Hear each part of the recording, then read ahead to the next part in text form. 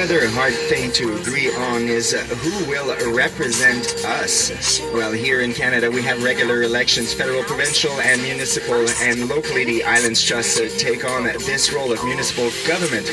Luckily, unlike so many places in the world, we have no need to fear for our safety on the way to the polls.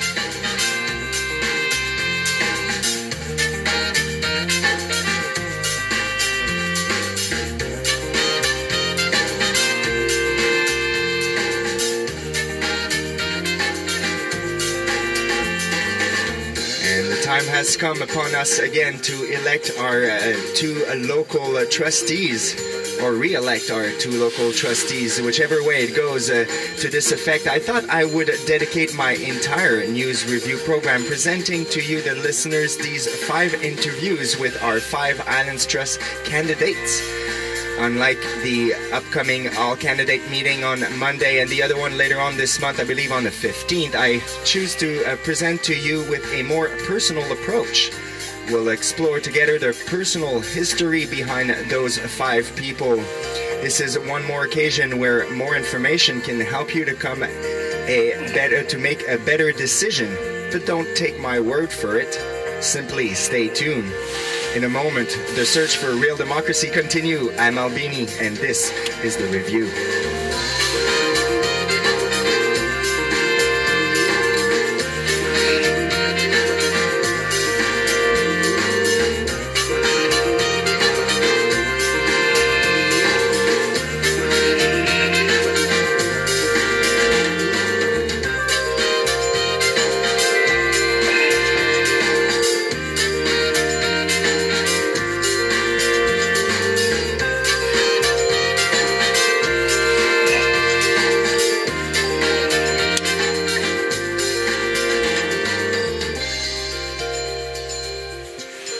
Since we have 5 candidates this time around, I'm going to start right away with a brave candidate who agreed to be the first one on the bench here. Thank you very much, Ron, for being part in our little interview sessions. And I appreciate that you've come to the studio and be here. I'd like first to, as an introduction, I'd like you to tell the listeners, when did you arrive on Hornby, and what were you doing before you got on Hornby? Well, thanks for doing this, Albini. Yeah, I first came to Hornby when my parents moved here. That would be Tina Walker, that still lives on the Spit. Mm-hmm. My mother, and she got here, I think it was in '78, and we built a house for them, and then I was working in Calgary at the time for an engineering firm in the environmental division, and I was working doing stuff for the oil and gas patch, and then the price of oil went down, and then we all got our layoff notices, and I ended up coming back to Hornby, and just before that I had actually purchased a place on Hornby, so I had no job, but I had bought a place on Hornby, and I had no way of paying for it. And I lucked onto a fishing boat and became a commercial troller and learned how to catch fish for a living. And then I've been living here ever since. So it worked out well because, you can pack up your stuff and get on a boat and come back and spend the winter here and have a good time with your friends. And I built my house, and that's basically my story. So I bought in '85, and I've been living here since '87. Wow. So I guess back then you could still own the place, pay for a place by being a fisherman, which I doubt nowadays you could actually do so. That's so right. Yeah, no, it was affordable. I mean, when I think about it now and what people are looking at today, it's like I don't know how people do it. I really don't see it. Mm-hmm. And of course, that's why I'm interested in Islands Trust as well, because we have things in our toolbox to help people and young families get ahead. So that's part of the reason I'm here. And so, I guess what caused you to stay on Hornby, basically, or did you ever thought about leaving at some point and going somewhere, living somewhere else? Well, as I say, I grew up in North Vancouver, so I was used to urban, but part of the places I lived in North Vancouver was up Indian Arm, so it was only accessible by boat, so I kind of knew rural. And then, of course, I lived in Calgary for a while, and that's big-time urban, and, my background in education is agriculture, and I'm a rural type guy, and I I like rural, and this is what made sense to me, and I just love it here. And I'm pretty sure you have, but would you please tell the listeners, if you worked with any local organization, which one did you work with through the, I guess, the 25, 30 years you've been on Hornby? 35 years now, I guess. I was part of the original Water Stewardship Committee. Oh, yeah. So I was one of the first walkers of the beach, looking at the creeks and looking for the green slime and all that stuff. So that was sort of my first foray into that, other than the Allen's Trust. And since '97, I've been quite heavily involved with the ballpark. I was involved in coordinating and getting the wash house built, and then later on the clubhouse expansion and the weight room. So spent a lot of time here doing a lot of volunteer work. I was seeing you working on the radio, you see me working on the ballpark. So I would say, and then just recently I've joined the board here at the Radio Society. So loving the radio. I think it's that and the clinic are the two best things that's happened to Hornby last year. Oh yeah. And any what if I may ask, like what are you doing to earn a living these days? These days, I do have a contract with Canada Post to move the mail from the ferry to the post office and back. And now, of course, with the ferries not working, I have to run it down to the cove and pick it up from the cove in the morning. And so that's part of my living. The other part of my living is I'm an environmental consultant. I do soils work. So mine reclamation, reconnaissance studies, environmental impact assessment, that kind of stuff. So you do that off island, I guess, because there ain't many mine things on Hornby. I've done work on Hornby. I've done some soil surveys on Hornby. In fact, I did the soil survey when Bernhard and Krista Weiss first bought their property. Oh yeah. And so Bernhard and Krista were good friends of our family, and so he said, "Well, why don't you come and take a look at this land that I'm going to buy?" So I spent the about 3-4 days with my girlfriend, and we went around and we plugged holes everywhere and made him a nice soil map and told him about the forestry and all that stuff. And of course, he's used that in when he was running the mill there. And yeah, so I have done. And I also work with Bernhard on his mill. And while working on the mill, I said, well, you know, Bernhard, you've got quite a lot of property here, and have you ever thought about amenity zoning? And I kind of planted the seed in his head about the idea of making a land donation. And as you know, it's come along great guns. So I'm really happy that I was working with him on the mill, because it planted a seed. And for Isla, right? Yeah, for Isla. And so Bernhard and Krista took it up and went the whole 9 yards. So I'm really happy how that worked out. Wow, great. What kind of personal quality do you have that you think would be really good assets to the Islands Trust?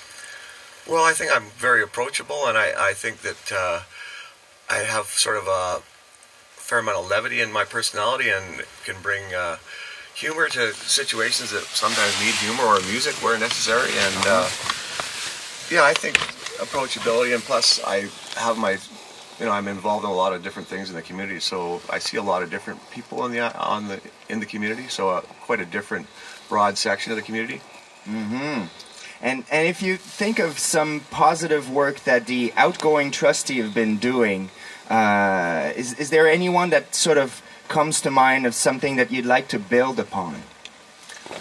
Well, of course, I'm interested in seeing our land use bylaw reflect what the community plan says, and certainly that's been part of the work program for the outgoing trust committee. So yeah, so that's, there's still a lot of things that need to be cleaned up on it, and before we move forward with new ideas on OCP and official community plan, we need to clean up what we've already decided on, and it still hasn't reached bylaw stage. So yeah. I hear you. And in the closing there, what do you think you could do to help Hornby to maybe become a little bit more friendly to its aging population?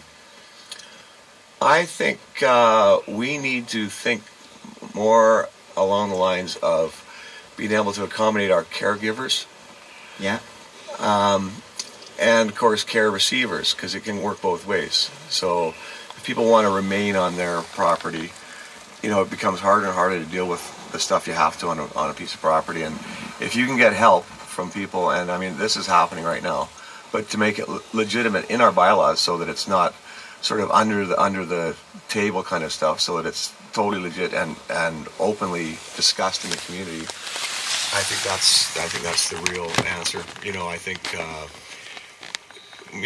more elder housing, I suppose, but we've got a great example of that right now, and whether or not we need to build on it, that's a question. But as you say, we do have that serious aging issue. Mm-hmm. Well, thank you very much for being here to answer those few questions. I wish we could stay a little bit longer, but unfortunately we have an hour and 5 candidates to go, so I'm going to have to stop the questions now. But one more thing I'd like to ask you before I let you go has to do with, I asked you to see if you could bring perhaps a song that you would think that reflects a little bit maybe who you are or means something for you. So I'd like you to introduce the next song I'm going to play for our listeners and tell us why. Okay, well this song is a song of hope, I think, and it's called Have a Little Faith, and so that's what it's about, and yeah. Wonderful. Thank you very much, Ron. You have a great day. You too. Thanks, Albini. All right.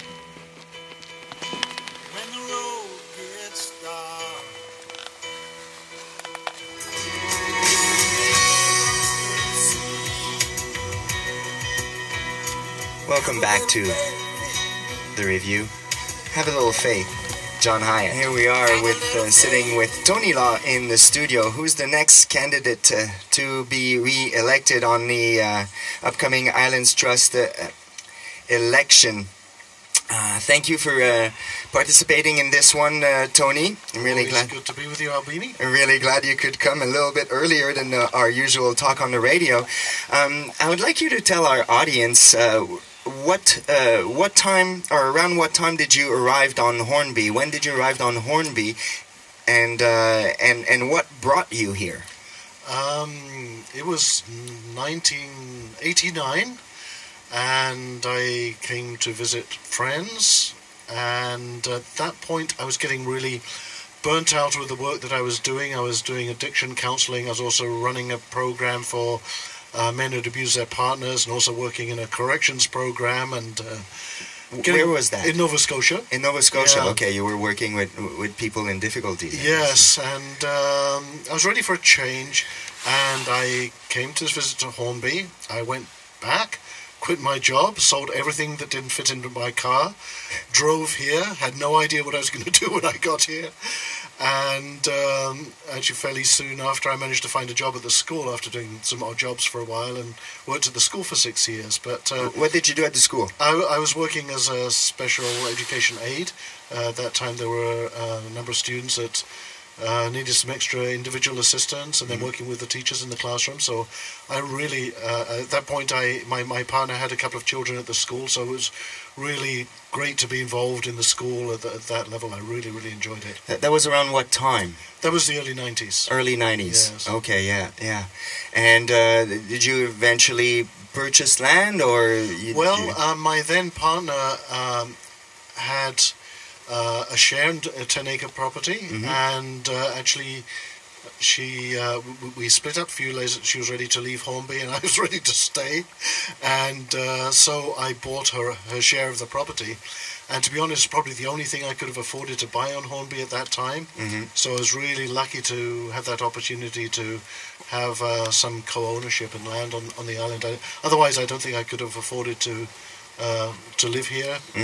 So I feel really fortunate to.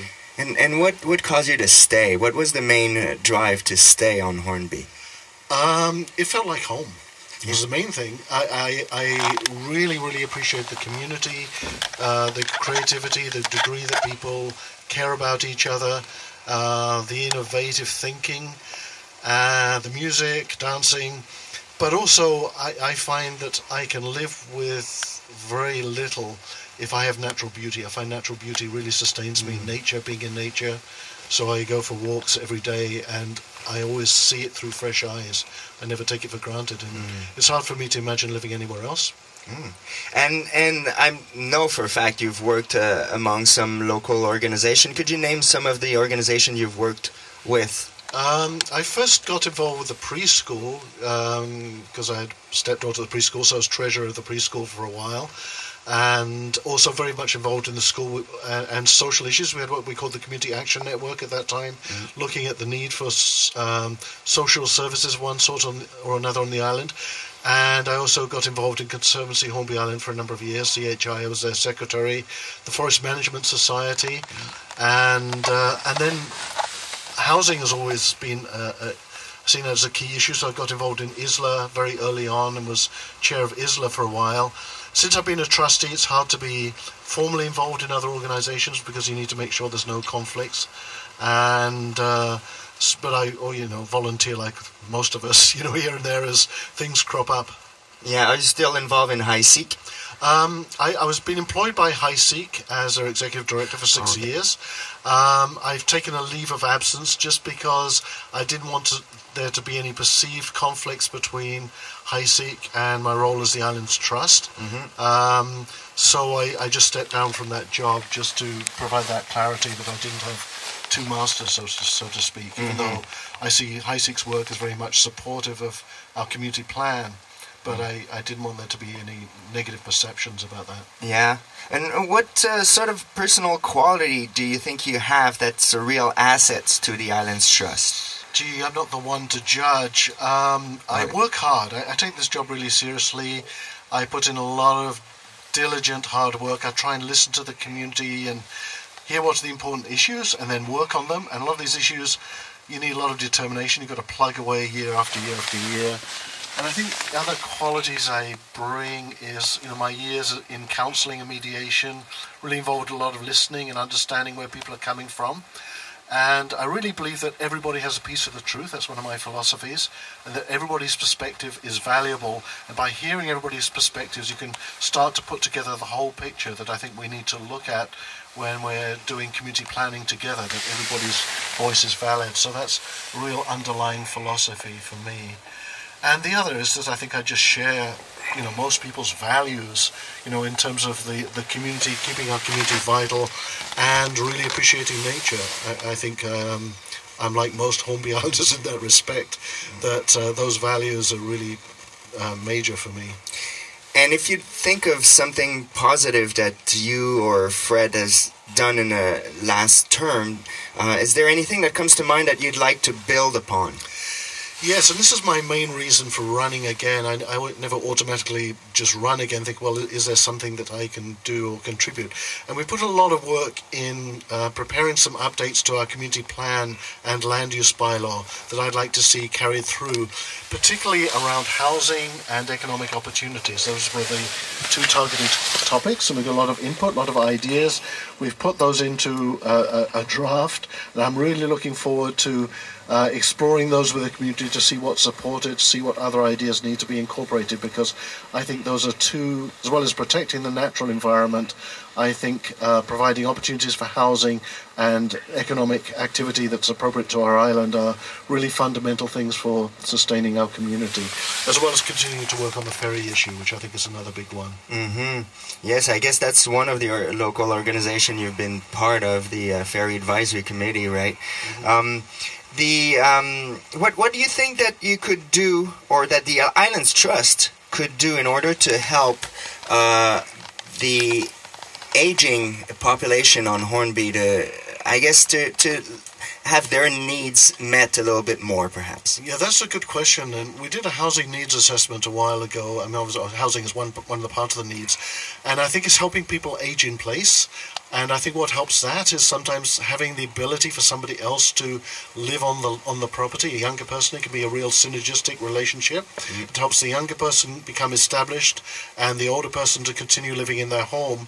And also I'm really excited about hearing the outcomes of the seniors survey that the Health Society has carried out. That will be coming out very soon, and looking for ways that the Islands Trust can support the outcomes of that study.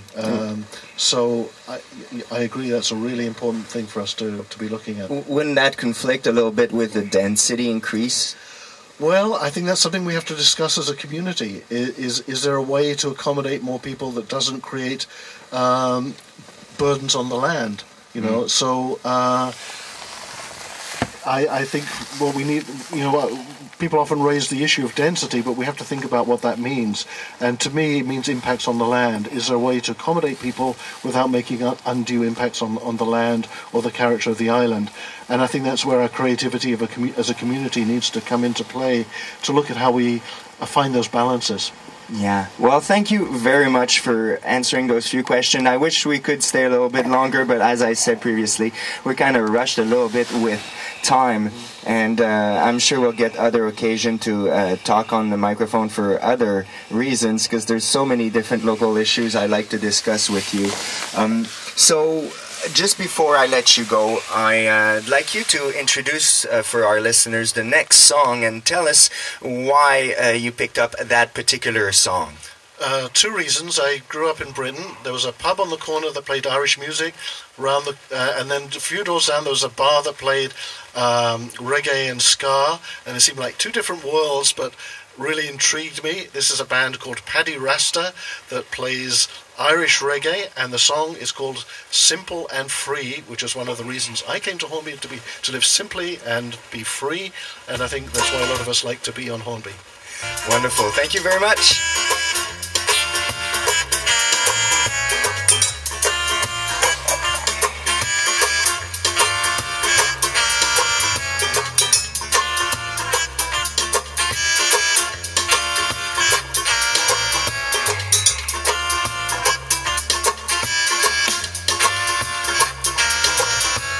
Just wanna be simple and free.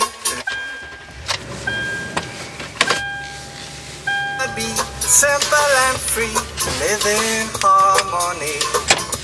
I just wanna be simple and free to live my life in peace. But no one I'll cause any harm. Just be simple and free.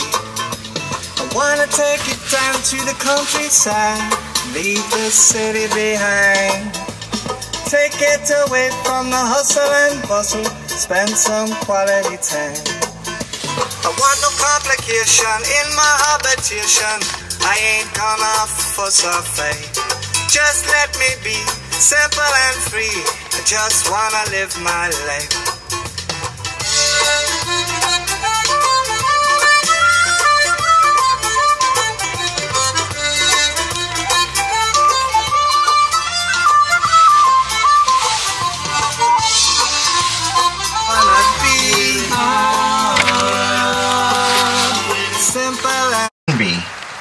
Thank you, Albini. I started coming here in the mid-'80s after I got back from 8 years circumnavigation of the Pacific under sail, and I started coming up from Salt Spring for the dances. I actually moved here on Thanksgiving, sailed the boat up on Thanksgiving 2000, and anchored in Ford Cove, and I've been here ever since. And what caused you to actually, first of all, what were you doing before? Well, as I said, I was sailing around the Pacific for 8 years with my partner at the time, doing freelance magazine work all around the Pacific and Asia, photography, writing, things like that. I had formerly worked for the Vancouver Sun as a photographer, so I was carrying on with my writing. And what caused you to stay on Hornby? Oh, I love Hornby. I never thought I could secure the boat up here, but fortunately they built a breakwater for me or something like that. And I love the natural beauty of this place is essential to my personal well-being. The artistic community resonates with my own artistry, and the community would be another primary reason for loving it on Hornby. A community that sticks together, helps each other out when needed.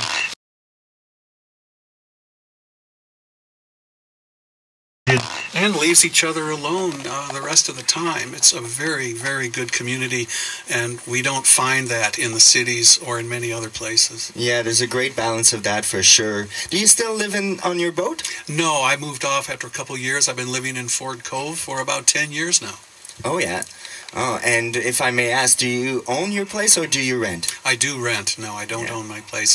The boat is enough to own and upkeep, so I do rent. Yeah.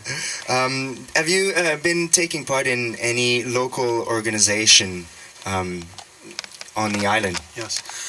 I have been a member of the island's artist-run gallery almost since arriving here. I have worked also and been a member of the farmers market. I have used my journalistic and photography skills to document personalities and events on Hornby Island for Real Hornby online and my own website, willthomasonline.net. And finally, I have in recent years become involved in grassroots movements. I have a long history as an activist in British Columbia protecting communities, and got involved with a couple of ferry protests against these very harmful ferry fares that are doing so much to harm the islands, and more recently what I and others view as inappropriate development at the Thatch. We're certainly not anti-development there. I think some development must go forward on that location, but I was involved and continue to be very concerned about condominium development, primarily because Albini, I came from Salt Spring as a refugee from that community. They built one condominium, and now there are 6 on Salt Spring. The entire community and island has changed hugely since I first arrived there. And what sort of personal quality do you think you have that would be an asset to the Islands Trust Council? Or I have served on many communities and chaired many public forums, been on roundtables with government, so that's familiar to me. My particular skills as an investigative journalist, I really know how to research complex issues. I know how to interview and listen to people. In fact, I've been doing that for this campaign, researching the Islands Trust meetings going back years, the Trust Act, going around the island and talking with people about their concerns and interests and taking notes. And I do have skills in doing this and then presenting the information, condensing it, presenting it in a very understandable format. Yes, thank you for that. Any positive work that the ongoing trustee have been, have been applying themselves to that you'd like to build upon? I have concerns over some of the work and process that has brought us to this juncture. In terms of positive efforts, and I will commend both of our trustees for very hard work and dedication. I noticed that Fred Hunt has attended at least one workshop on sustainable community, that is sustainable farming. I'm very excited about this notion of resiliency, resilient community, sustainable community, and I would personally like to see that go forward, especially in these very uncertain economic times. We are in a very good position to ride this out as a sustainable community. So more like I'm trying to picture exactly what is the actual Islands Trust work that you want to build upon there. They've attended workshops and brought information forward on just what this means to be sustainable, how we can encourage farming on the island. Specific example, encouraging the housing and accommodation of people working on our farms on those locations. So I'm very, very excited about furthering our farming and our own island economy. I would like to see some grassroots economic initiatives, particularly green initiatives, and one I'll be bringing forward is to build and install solar hot water heaters on the island. It would be a tremendous boon to train our young people, provide employment, and to help people save on their hydro bills. Okay. Any thoughts on how would the Islands Trust be able to help the ever-aging Hornby community? Well, I'm part of that community. I've got one foot in the camp already, so I am very concerned, and our community is aging rapidly. Actually, I would say to help out the aging community on Hornby Island, the best thing we can do is make a place for our young people and young families. When I go around talking with people for this campaign, I am hearing from the elders that we're concerned no one can, will be here to pick up our firewood, pick up our propane, help us around the place. And I think encouraging a place for young people and young families on the island will be the #1 thing we can do to help our elderly population. Is there anything in the organization of the Islands Trust that, in your opinion, should change? I am very concerned about process, going around the island and going through the minutes of the meetings. The most common phrase I hear is we're not being heard, listened to perhaps, but not translated into action. We don't have time today, but people will be hearing me talk about process, amending process. Quick thing is to put out signage, prominent signage for trust meetings, trust events affecting the island, not just depending on the newspaper or small notices, particularly not depending on online notices. Many people I'm finding here on Hornby are not online. Mm-hmm. Yeah, and it is a bit cause for trying to figure out how to reach as many people as possible in an area, although Hornby isn't really big and it doesn't have a huge amount of population. But as you said earlier on, we tend to try to let each other be really independent and let each other, free in some ways. So it is a little bit tricky to really reach out everybody. I guess the radio is not a bad one. It's very good, and again, signage is very, very important here. People do see prominently printed notices. Mm-hmm. Well, thank you very much for participating in this one and for putting your your candidacy for this race there. And I wish you all the best to this one. I guess there's going to be a all-candidate meeting on Monday that will be at the community hall. That's right, at 7:30. Yep. Then one the following week, if you can't make that one, on the 13th. On the 13th. That's the date. I just had slipped in my notes there. I couldn't find a date for that particular meeting. Well, thank you very much. One more thing I'd like to ask you before you leave the chair is I asked you to bring a little song. I'd like you to introduce to our listeners the song you picked. You're going to hear the title right away and you'll recognize the song. This comes out of my background. I was at Woodstock. The 60s formed my life and everything that followed. So this song, I think, is appropriate for the revolution, if you call it, the grassroots revolution now taking place worldwide. I'm excited to be a part of it.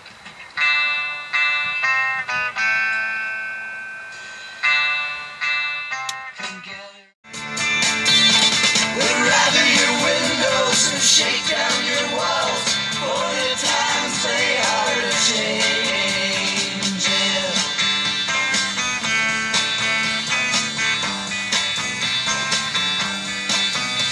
Come mothers and fathers throughout the land, and don't criticize what you can't understand. Your sons and daughters are beyond your